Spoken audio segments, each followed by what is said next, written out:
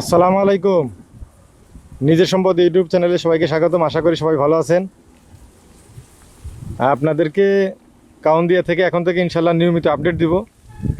কারণ কাউন্দিয়াতে এখন জমি কেনার, কম দামে জমি কেনার আর কি সর্বশেষ সুযোগ যাচ্ছে। 2026 সালটা হচ্ছে কাউন্দিয়ায় কম দামে জমি কেনার শেষ সুযোগ। এখন কেন কম দামে জমি কেনার শেষ সুযোগ বলি সেটা আপনাদেরকে পরে বলবো, আগে জমি সম্পর্কে বলি। তো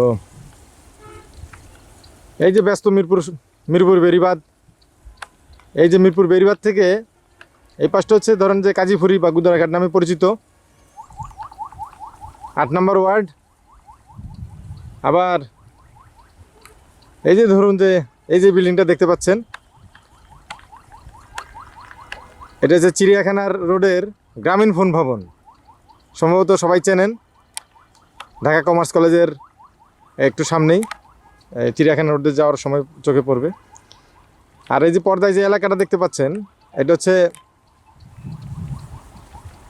পুরোটাই মিরপুর 1 নম্বর গুদারাঘাট মিলিয়ে আর কি।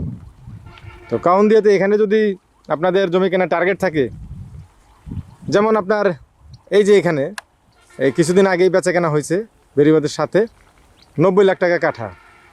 তো আশা করি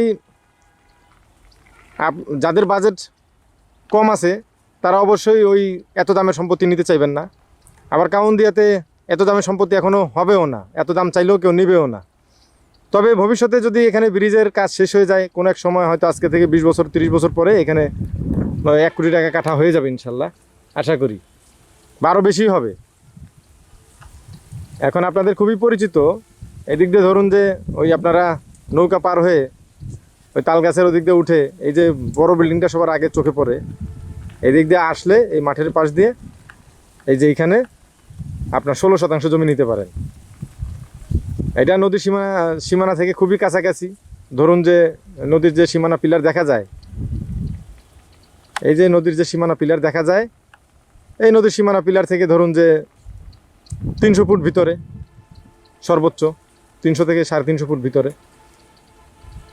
তো ভবিষ্যতে যখন ওয়াকওয়ে হবে তখন আপনি এখান থেকে ওয়াকওয়েতে উঠে নদীর পাড়ে ঠান্ডা নির্মল হাওয়া খেতে খেতে ঘুরতে পারবেন ইনশাল্লাহ।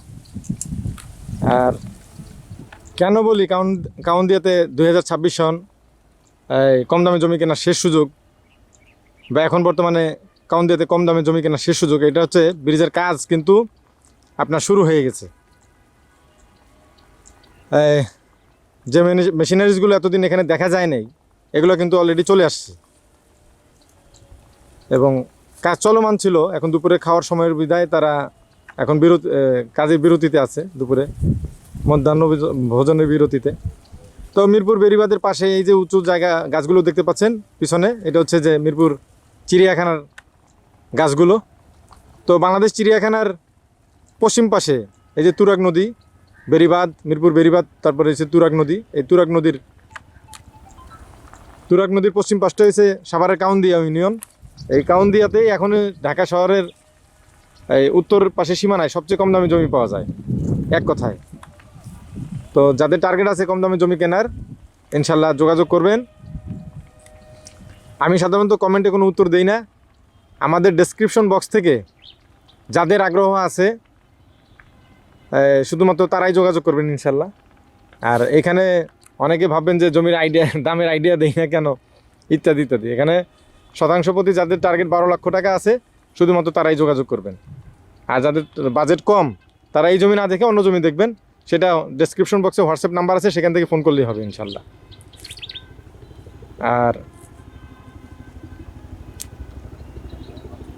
আর যেটা বলছিলাম অনেক আগে থেকেই, আমাদের ধারণা অনুযায়ী ঈদের আগে পরে ব্রিজের কাজ শুরু হয়ে যাবে ইনশাল্লাহ। ঈদের আগেই ব্রিজের কাজ শুরু হয়ে গেছে এবং ঈদের পরেই পুরোদমে ব্রিজের কাজ চলমান থাকবে বলে আমরা আশা করি।